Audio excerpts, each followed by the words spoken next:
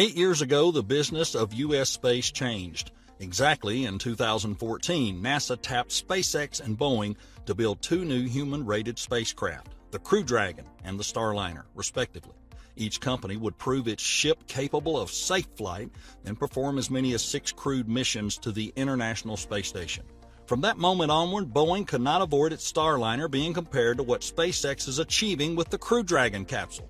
Sadly, the comparison is pitiful.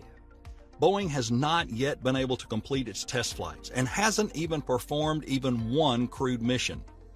But SpaceX? Well, that contract has proved a resounding success. Unsurprisingly, NASA has recently even asked SpaceX to help keep the ISS stuffed full of astronauts in future years. The Boeing Starliner, it's definitely a shame if it survives compared to the SpaceX Dragon.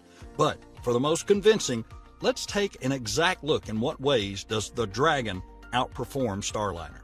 Crew Dragon and Starliner, two space capsules, both alike in dignity, but with plenty of differences between them, starting with the manufacturer. These two spacecraft are both reusable space capsule designs capable of seating up to 7 crew and ferrying cargo to low Earth orbit and the International Space Station, or ISS. However, right out of the gate, Boeing got the better treatment from NASA. $4.3 billion to finish developing the Starliner and carry out 6 crewed missions, while SpaceX received only $2.5 billion for basically the same job. And not only that, Boeing got an additional $300 million to cover expenses for overshooting its own project timeline. Despite this, the biggest difference between the two capsules is that, so far, only Dragon has successfully flown humans and cargo to the ISS. SpaceX made its first crewed flight in 2020. The company has since run several operational crewed flights to the ISS, in contrast to Boeing Starliner. The Boeing Starliner ran into numerous snags during its uncrewed test flight to the orbiting lab in 2019 and hasn't had the chance yet to return to space for a second try. Numerous issues, including launch windows, the pandemic, technical concerns, it all meant Starliner would likely not launch again until at least May 2022. Crewed flights, they may not follow until 2023 or after. This means for now that Crew Dragon is the only option for NASA astronauts or space tourists to leave for orbital space from American soil. Notably, relations between NASA and Russia have been rocky recently after Russia's invasion of the Ukraine on February 24th, which prompted numerous international sanctions. NASA doubtless is breathing a sigh of relief that an American crewed orbital capability is up and running well in this case. SpaceX may also be able to replicate some Russian services to the ISS, such as reboosting the orbiting complex periodically to avoid drag from the Earth's atmosphere, pulling the station back to the planet. In these emergency situations, what can Boeing do when it hasn't even once left the ground? Next, even Dragon technology also gives a big humiliation with Starliner. Frankly, Boeing is making technology that looked the same as it did many decades ago. The Crew Dragon 2 has a better heat shield. It could enable it to be used for faster re-entry back to Earth, thus enabling it to function beyond LEO that the ISS is in. Importantly, if Boeing succeeds fully, which we really hope they do, they'll only be able to produce 2 launches per year. It's a one-use, throwaway rocket system built from legacy parts of the Space Shuttle. SpaceX redesigned their rockets and Crew Dragon capsule from the ground up by reverse engineering old engines and systems, etc., and radically improving each area with 21st century interfaces, materials, and know-how. Now let's talk about the size and capacity aspect. The Starliner capsule is a silver, somewhat squat, broad-based cone shape, coming in at just over 17 feet tall and just under 15 feet in diameter. The completely autonomous Starliner is required to carry 4 NASA crew members and scientific research when it eventually travels to the ISS.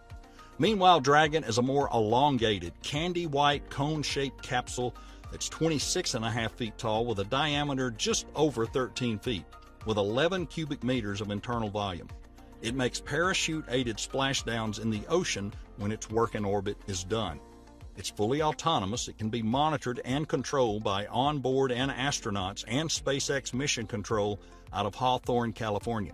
It has 2 main elements: the capsule, which carries crew and cargo, and the trunk, and 3 windows. Its astronaut-specific amenities include 4 big windows, advanced avionics computer systems, touchscreen displays, including controls for interior temperature, which can be set from 18 to 27 degrees Celsius, and, of course, seating. Crew Dragon is outfitted with an emergency escape system, which consists of 8 Super Draco engines built into the capsule walls.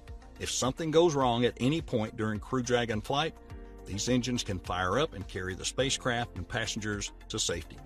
Starliner's emergency escape system consists of 4 launch-aboard engines built into the capsule's service module.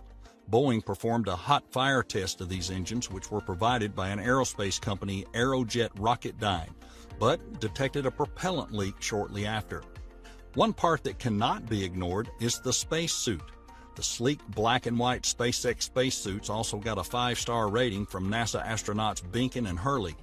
"I bet you we've donned on and off those suits a couple hundred times," Hurley said during an interview from onboard the space station June 1st. "They were actually much easier to get in and out of in zero-G."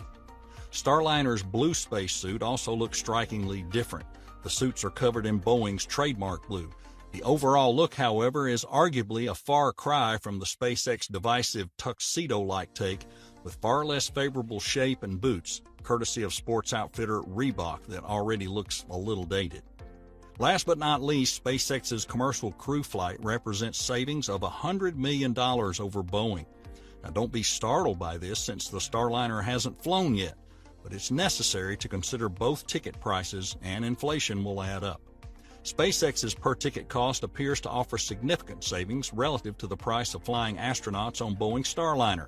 That's assuming, of course, Starliner is eventually certified safe to carry astronauts.